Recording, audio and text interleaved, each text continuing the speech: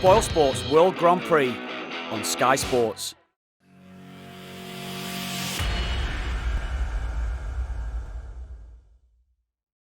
Well, hi everyone, welcome back to Online Darts and a very special exclusive interview, the first one with man of the moment, David Evans. David, first of all, huge congratulations. What a weekend it was for yourself. Thank you very much, Phil. Yeah, still can't believe it, to be fair. Got up this morning, I thought it was a dream, but obviously checking my phone and all the messages, and it's not a dream. We'll go right back to the very start, event number 5. What were your expectations when you rocked up for the Challenge Tour weekend? Turning up there, my expectations was to try and just go as far as I can in each one. Didn't work out the first one after coming into the Queen of the Palace, as they say. Again, absolutely tatered off her. But I was thinking to myself, just carry on going, just keep us going as far as you can. You're capable of winning one or more. You've done one before, so just do as much as you can. We'll touch on Fallon there whilst we're talking about number 5. She was sensational that day, wasn't she? Oh, mate, amazing, absolutely amazing. I mean, I watched her in the game before she played me, on 110 point something average or something. Absolutely phenomenal. She just never lets up on you as well. Is she the lady to beat heading into the ladies series with the markers she put down here, do you think? I mean, in a way, from what she said, yeah. From what she's been doing this weekend, yeah. But you can never rule out Lisa, and you can never rule out. I mean, look at what Dita did yesterday as well. She played very well against Kevin Painter and Colin Osborne, and Cody Harris as well. So, I think those 3 ladies, I think they're the ones to watch out for, and obviously Anna as well. She's a very capable woman to play darts. She's a 3-time world champion as well. So. Not sure whether Makuru is going to come, but we'll have to wait and see. It's going to be tasty. Moving on to event number 6, the first one that you won over the weekend, beating Richie Burnett 5-4 in the final. A little bit nail-biting in that one, but you've got over the line. What was that like, thinking, right, I've won on the opening day? It was a bit of a release, because I was thinking to myself before, I know I'm only on £150 beforehand, so I need to do something. And when I got to the final, I thought, right, come on, if one last big push in this game, and you've set yourself up. And to beat Richie 5-4, I think I kicked off 2 140s back to back in the last leg, and he followed me with one of them, but then hit a 45 or something, which let me in. So yeah, it was good to get that first one under the belt, really. Just touching on what you said there about the ranking money, obviously you went in there with not a lot. At the start of the weekend, did you genuinely believe you could still challenge for that top spot, being so far behind? The way I was playing, obviously during the lockdown and everything else that I did in the Modus Live League, I mean, I had an inkling that I could get pretty far in them. Winning 2 of them, different situations in my head. Didn't think that would happen, but I knew I was capable of potentially doing it. Moving on to the next day, number 7, lost in the last 16, but valuable ranking money, even though you only got to the last 16 in that one. Moving on, number 8, you won it again, and the final, this one was, let's say you weren't pushed in the final, I think it's fair to say, 5-0 over Chaz. Yeah, I mean, the score doesn't reflect the game. It wasn't pushed. I wouldn't use that word, but the good scores at the right time. But I was always consistent, consistent finishing. I think my finishing was probably some of the best that I've probably done over the weekend, to be fair. But yeah, I mean, to get, I think I was 3-0 up, and I'm starting to see the finish line of winning 2 of these. And I'm thinking, wow, this is actually going to potentially happen. I could get a tour card out of this now. And when I had the 110 finish, I think it was, to beat Chaz 5-0, I thought, well, that's 2 done, and with two to go as well. So I felt good. So you won your second one. You go back to the hotel, and you're sitting top of the Order of Merit. What was that like going to bed that night? And did the cogs start turning upstairs, thinking, "Hang on a minute, there's a lot riding on tomorrow"? Oh, I didn't sleep. I didn't sleep. No, I think it was about, I got back to the hotel about 9:30, I think it was. And it was one of them. I'm sat there talking to my wife, and she was saying congratulations, etc. And then next thing I got a text message from Jason saying turn your phone off. So it was one of those. So that was it. Turned my phone off, and then tried to get some rest, but it was very hard. But yeah, it's constant cogs turning around the head. So Last day didn't go according to plan. First of all, what were the energy levels like, having put so much into the first 2 days? Were they depleted, and did you feel it going into the last day, the energy levels and the reserves in yourself? Yeah. I did feel it in the first one, definitely. First one on the last day, yeah. Started picking myself up a little bit, but then you see the draw, and you've got a bye, and then playing one of the informed youth players in Louis Williams. So it's not the best draw to get when you're feeling a bit lackadaisical. So, but yeah, it's a long day to do 6 events over a weekend, but plenty of time to do that in the future. So, what was it like? Obviously, you're out, and there's nothing you can do about it. Did you hang around the venue and watch the games, or did you go away and just keep looking back at them? What was that like, that few hours when your fate was not in your own hands? I stayed there till the very end.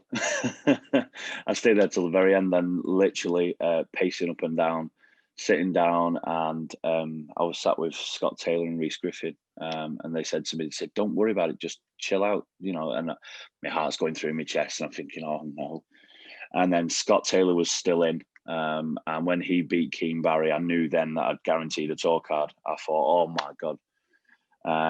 But then it was constantly waiting around to see if I got the world championship spot. So it was very nerve-wracking, to be fair, but a relief when Scott beat Keane, to be fair. The perfect weekend. You're obviously going to the World Championship. You've got your tour card, but I'm guessing now the hard work starts. Almost getting your tour card was the easy bit in relation to what the next 2 years are potentially going to be like. Yeah. It's going to be knuckle down from now. Get used to the fact that I've got a tour card, and then obviously back to the practice board and carry on. Obviously to train myself and practice a bit more, getting ready to play with the best in the world. So I'm definitely looking forward to it, and obviously the World Championships is going to be amazing for me. We'll come on to the Worlds in a minute. Looking forward to it. Is it a relief that you don't have to go to Q school in January? Absolutely. Yeah, absolutely. Yeah. I was talking about that yesterday with a few people, and it's a relief now that I don't have to go there, because it's so hard. It really is.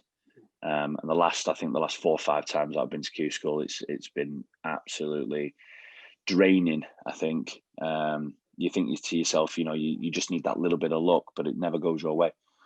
But luckily this weekend it has. So looking ahead, you're going to be at the William Hill World Darts Championship. I bet you can't wait. I know it's unlikely fans are going to be there in the current climate we're in, but will that take anything away from it, or just for the first time you're a PDC World Championship player? Is that enough for you? No, that's amazing. I mean, whether there's a crowd there or not, obviously people have got to stay safe during the current conditions and things like that now. So just to be able to play there, it's going to be a dream come true for me. Obviously, when I was doing the BDO side of it, that the Lakeside was where I wanted to play and to get that experience, but obviously that didn't happen.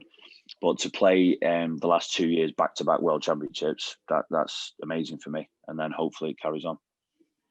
Looking back, do you think all the hard work you put in over the lockdown on the Modus Live League, playing pretty much every week you could, do you think all that practice and all that particularly match practice helped this weekend where other people hadn't had that much time on the board?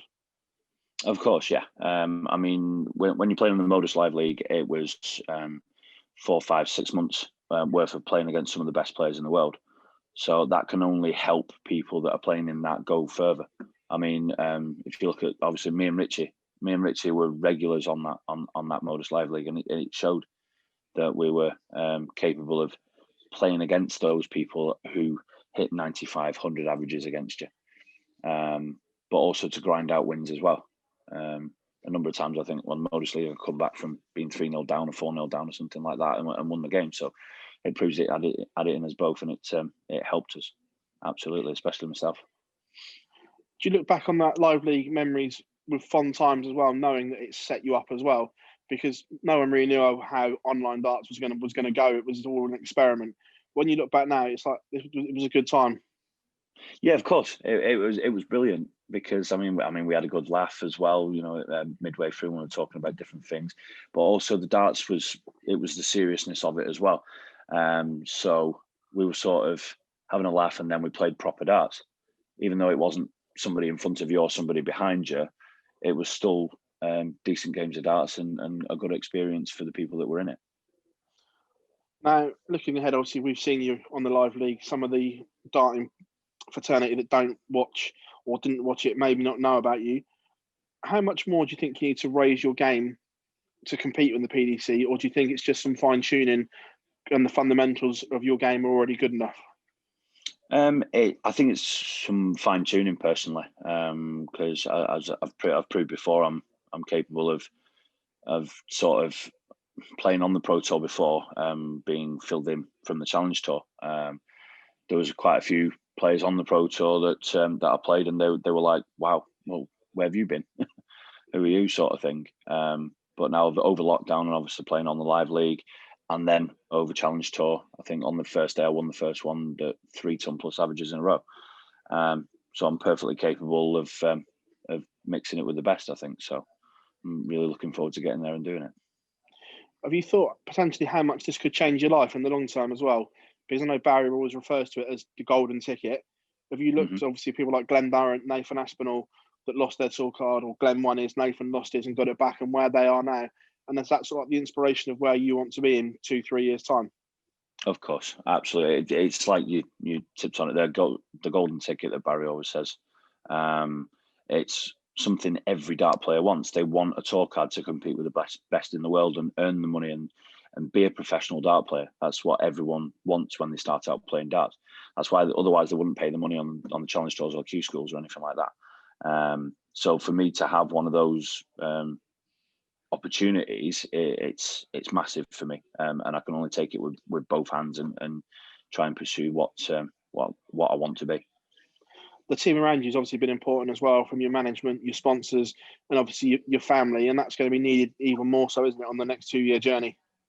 Yeah, absolutely. They've been brilliant, especially Jason at Modus and Billy Lavelle with Sports Icon. So they've supported me and through everything, and sorted out my hotels and transport and stuff like that as well. So they've been absolutely amazing, and the new flights that I've got out from L-Style as well. So they're working to improve over the weekend. So yeah, I'm really happy. Obviously Red Dragon, the barrels that I'm using, I've had them for probably a year and a half now, and they're brilliant. I couldn't ask for better sponsors, to be fair.